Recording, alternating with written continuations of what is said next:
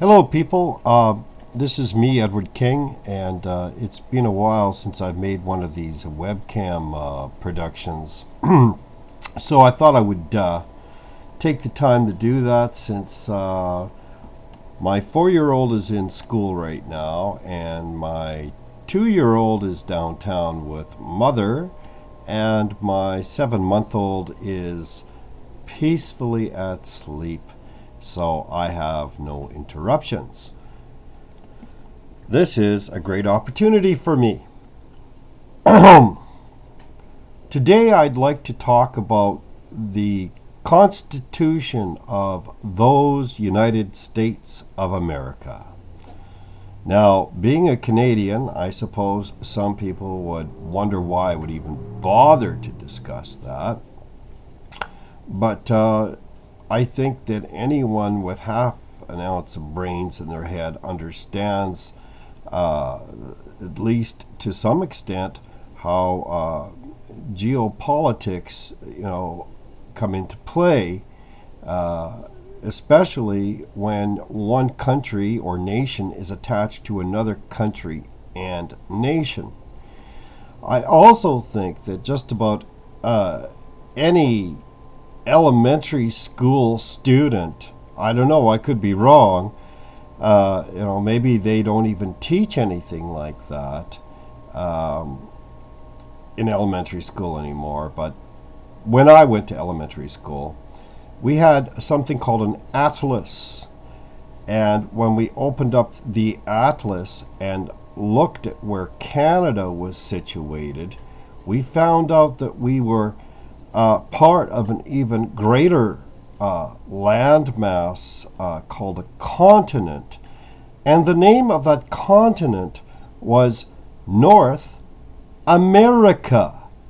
So that would mean, it should logically follow that anyone who lives in North America is an American.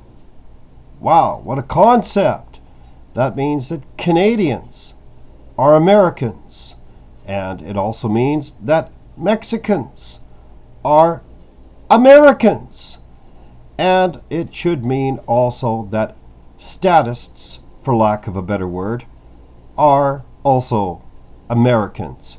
Because these people who live in those United States are statists. I know that some of those people might be offended by my words, but let's call a spade a spade. What are people who live in those United States of America called? Now, granted, here I have to take care of a bird here on my ecology game that I so much enjoy. You'll notice my windmill and my two special awards, my Globe Earth Awards, that I earned. I'm good at this little game. I enjoy ecology games. Anyway, I'll get back to my topic, my subject.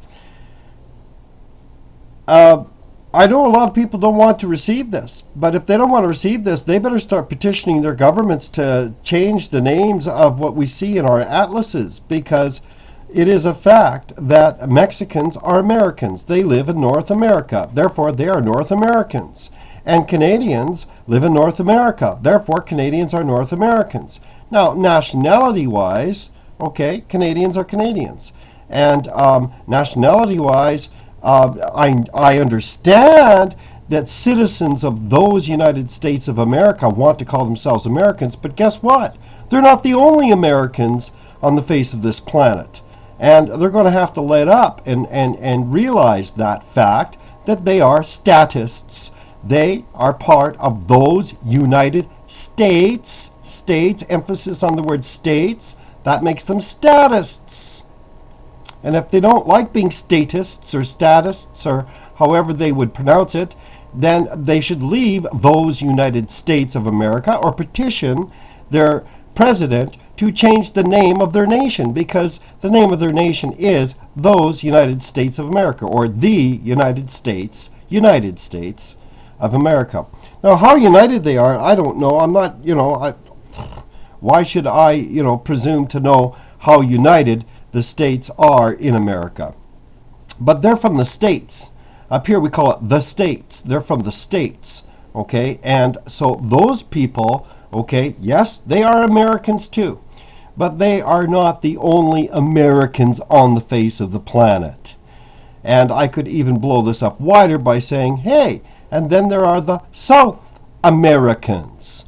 So I wish people would not be so quick to jump to ignorance and be maybe a little bit quicker to getting educated and opening their atlases and reading where they are on this planet. You are here in North America. Now, having said that, the Constitution of those United States of America is an entirely different kettle of fish. And what made those United States of America great was the Constitution of those United States of America. Unfortunately, the Constitution of those United States of America, to quote former President, I'll call him former President, George Bush, is nothing but a blankety blank and piece of paper. I can't really say what he said because he really cussed. He cussed it out, He called it, okay, I'll just say what it amounts to. George Bush called the Constitution of those United States an accursed piece of paper. Do Americans believe that their Constitution is nothing but an accursed piece of paper? Is that what they think of their Constitution? Well, apparently that does seem to be the case, because there really is not very much of a push or pressure on the White House to resurrect the Constitution of those United States of America. And it is certainly not welcome in their courts of law. You bring up the Constitution of those United States of America in any of their courts of law, and you'll get tossed out on your ear, or worse, you'll be incarcerated. So obviously, the Constitution of those United States of America is not welcome in those United States of America. And the citizens of those United States of America, for the most part, don't appear to give a flying rip about their Constitution. Now, as a Canadian, I can say that I did take a course to study the Constitution of the United States of America, and I find it to be a marvelous writ. I think it's a wonderful thing. I think it should be upheld. I know that we here in Canada have something that vaguely mimics that Constitution. It's not nearly as strong as the Constitution of those United States of America, unfortunately. But we have our Canadian Charter of Rights and Freedoms, and it is a constitution. Certainly, it is a Canadian constitution, and it does state what the rights of Canadians are, and I'm so glad that we consider ourselves a people under God, a nation under God. I hope that that stays in our Canadian Charter. But I just wanted to say that it is that Constitution that made those United States of America great. And I respect those United States of America. And I am married to a U.S. citizen legally. And, I just, want to, I don't want my listener to think that I have no respect for U.S. citizens, because I do. And they are our neighbors to the south. And I really feel for citizens of those United States of America for what, excuse me, they're going through. It's horrendous. It's horrendous.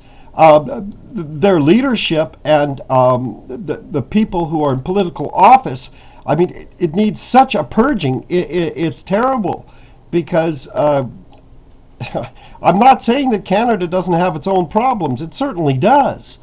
But I'm worried that this is what is happening to Canada, that we are going to become like those United States of America. There is so much corruption in United States government. I hardly know where to begin. And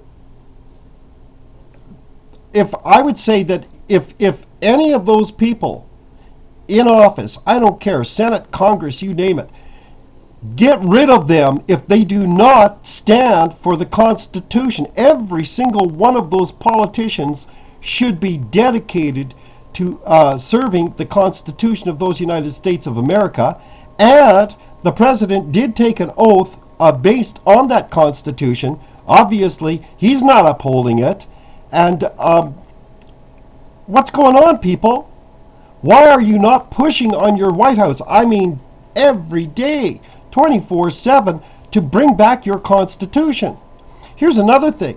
Anybody in a political position, anyone, any elected official, any governor, any senator, should be only exclusively a citizen of those United States of America. What's going on with all this dual citizenship here, dual citizenship there? Where are their loyalties?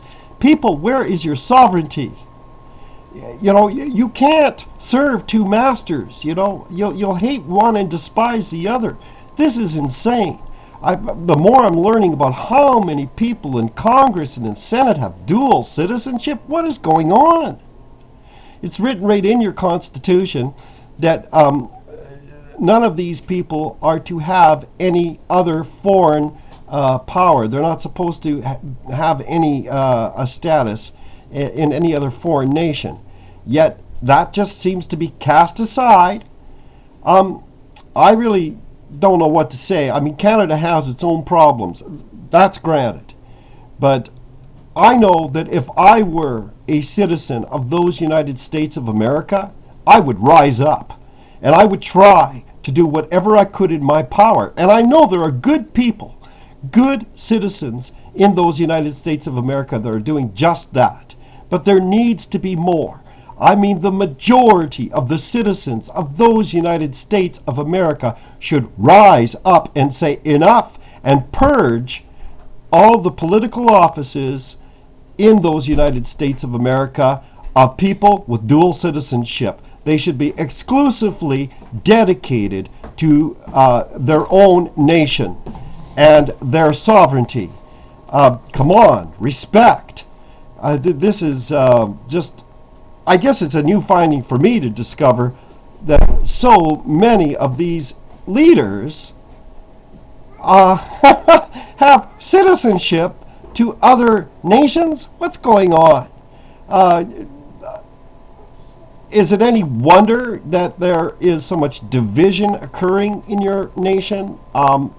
Man, you know, if this happened in Canada, I would rise up and I would speak out against it, and I would search out people, like-minded people, and I would join their organizations, and I would be part of that. I would fight for the sovereignty of my nation. But that's me.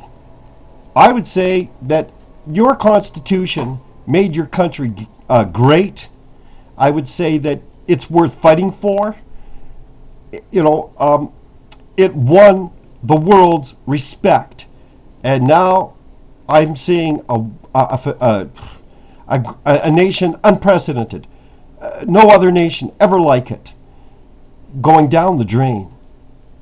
And yeah, it's grievous to me because it's going to affect Canada, and whatever seems to happen in the United States, Canada seems to follow suit. So yes, I'm concerned. I'm very concerned, and I'm concerned for the welfare of my children and the future of the children of this planet. Anyway, so there it is, folks. Protect your Constitution. Fight for your Constitution. It really is what made your nation great. And if that gets removed, what sort of nation are you going to be living in after that? If you remove the thing that made your country great in the first place, what sort of nation will you be living in after? Your Constitution is no longer welcome in your courts of law. your Constitution is no longer welcome in the White House. Think about it. God bless you. Thank you for listening.